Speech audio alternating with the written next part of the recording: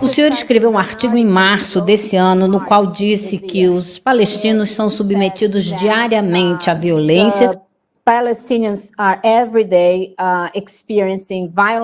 e seus direitos humanos básicos são pisoteados por soldados de Israel, polícia, colonos e milícia. E que a sociedade israelense está experimentando esse conceito do efeito bumerangue da colonização. Como vê tudo agora, depois do que aconteceu nos últimos dias? Agora existe uma grande frustração entre nós que tentamos chamar a atenção dos formuladores de política nos Estados Unidos e em outros lugares, inclusive em Israel, e dizer para eles que, se vocês negarem aos palestinos todo e qualquer canal para tratar da situação deles, se mantiverem os palestinos vivendo nessas condições e se a política e a diplomacia ou ações legais forem todos bloqueados como rotas, você sabe onde tudo isso vai acabar. Vai acabar na violência inevitável, vai explodir de volta na sua cara. E você viu o que aconteceu no fim de semana. O conhecimento de que podia ter sido evitado, que poderíamos ter feito política e chacoalhado as coisas para que as pessoas entendessem que enquanto os palestinos não tiverem segurança, os israelenses também não terão, aí talvez tudo isso poderia ter sido evitado. Porque as cenas da devastação cortam o seu coração e o que está acontecendo em Gaza não pode ser a resposta. Você abertamente declarar que vai cometer crimes de guerra contra os civis palestinos de Gaza.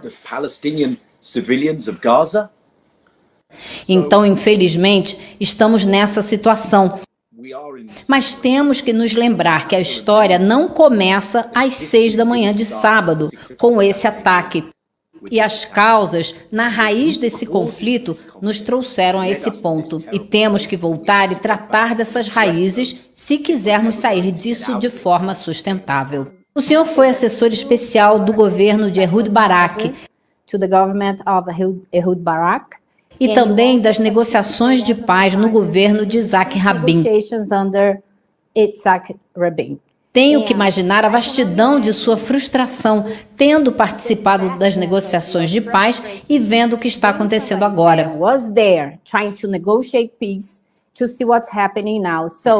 Como vê a possibilidade de qualquer negociação quando temos um país como os Estados Unidos? How do you see the possibility of any kind of negotiation now, once we have a country like you just mentioned, the US, that que, como você mencionou, deveria participar e trazer as partes para a mesa, estar comprometido, ter tomado totalmente um dos lados. Country versus the situation of the Palestinians.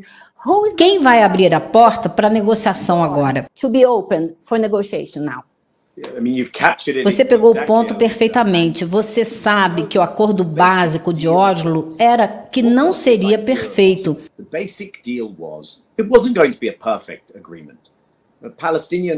Os palestinos, os refugiados, não teriam justiça, mas teriam o fim da ocupação e a chance de viver em paz. Os palestinos aceitariam apenas 22% do território histórico que tinham. E os Estados Unidos garantiriam que Israel cumpriria suas promessas, deixar os palestinos ficarem e retirar os assentamentos ilegais. Mas o que aconteceu foi o oposto. Israel construiu mais e mais assentamentos. Essas cidades ilegais israelenses, construídas dentro do território palestino, e a vida dos palestinos se tornou ainda mais insuportável. E os Estados Unidos não fizeram nada para cobrar de Israel e impedir isso, o que é boa parte da razão de estarmos aqui. Porque o movimento palestino que aceitou esse acordo, o movimento Fatah OLP, que está do outro lado do Hamas, ficou com cara de idiota, de traidor, de gente que não podia resolver os problemas de seu povo. Hamas, a resistência armada, tomou a dianteira do movimento. Acho que terão que fazer parte do processo agora. Eu sou da Grã-Bretanha. Quando fizemos o acordo na Irlanda, trouxemos o IRA. Nós vimos o presidente americano Joe Biden dizer, basicamente, faça o que você quiser, cometa crimes de guerra. E acho que o resto do mundo fica olhando e pensa, espera um minuto, você não é o cara que no outro dia, em outro momento, ficou pregando, colocando o dedo na nossa cara, dizendo apoie o povo da Ucrânia contra a invasão ilegal da Rússia. Defenda as leis internacionais, as regras. O que aconteceu? Agora você é contra as leis internacionais? Porque os israelenses estão violando essas leis. Você é o mesmo cara? Por isso digo que precisamos de outros atores internacionais. Estamos em um momento geopolítico fora do comum, fluido. E te digo, sei que não é uma prioridade para o Brasil, mas talvez pessoas como seu presidente e outros líderes importantes do Sul Global possam ser mais ativos nesse assunto. Defender as leis internacionais na Palestina. E sei que seu presidente adotou posições importantes no passado. Se olho ao redor do mundo, não vejo outra saída a não ser ter o Sul Global, talvez liderado pela China, para tentar acalmar a situação e negociar algo. Mas vai ser muito difícil se os Estados Unidos mantiverem essa posição belicosa.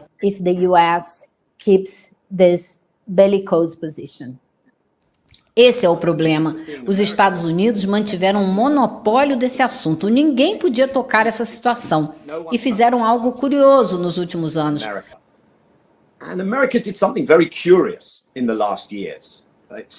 Começaram no governo Trump e continuaram no governo Biden. Estão promovendo essa normalização das relações dos países árabes com Israel, reconhecendo e dando algo em troca. Muitas pessoas como eu coçaram a cabeça pensando, esses países não estão em guerra, você está selando a paz? Eles podem ter boas relações, ótimo, mas você está fazendo isso intencionalmente para evitar o assunto que interessa, que é a questão Israel-Palestina. Isola ainda mais a Palestina. Sim, e quando você fala uma mentira para você mesmo uma e outra vez, você acaba se convencendo, acredita e perde contato com a realidade. Por isso, precisamos de uma nova arquitetura. A China deve ser um ator central nessa nova arquitetura. Outras partes do Sul Global, como Indonésia, Brasil, também. Lembro que há alguns anos o Brasil conseguiu uma solução para o problema do programa nuclear do Irã. Acho que com a Turquia. Sim, e os Estados Unidos disseram, esquece. Na medida que nos afastamos desse mundo unipolar, que acho que já acabou, e vemos que a situação dos palestinos e israelenses hoje é o inferno, você vê o governo americano tomar uma posição na Ucrânia e outra nessa situação. E o que elas têm em comum? Estão encorajando a guerra e não o fim da guerra. E isso não é um ator global responsável. Digo isso com muita dor. Mas não é. E para manter esse mundo mais seguro, outros terão que assumir mais responsabilidade. Como analista e como alguém que estuda a região, que lutou pela paz, como está se sentindo agora? Somebody that fought for peace and was there negotiating. I was just wondering, how do you feel right now? Devastado. São os piores dias. Meus amigos em Israel, crianças que estavam em um festival se divertindo. Mas se a gente parar para pensar bem, aonde eles estavam? Estavam em uma festa a céu aberto, a pouquíssimos quilômetros de uma prisão a céu aberto. Não estou dizendo que estavam pensando nisso, e claro que isso não justifica nada. mas mostra como isso é anormal. É a desumanização de umas pessoas por outras.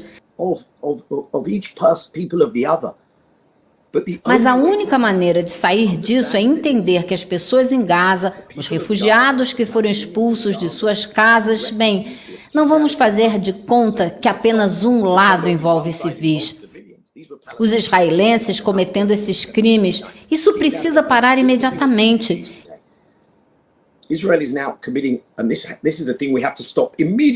E precisamos respirar fundo, dar um passo atrás e reconhecer a humanidade mútua e construir uma solução política que dê igualdade a israelenses e palestinos, porque as organizações internacionais chamam o que acontece ali de apartheid e não podemos aceitar isso. Not something we can accept as conscionable in these times.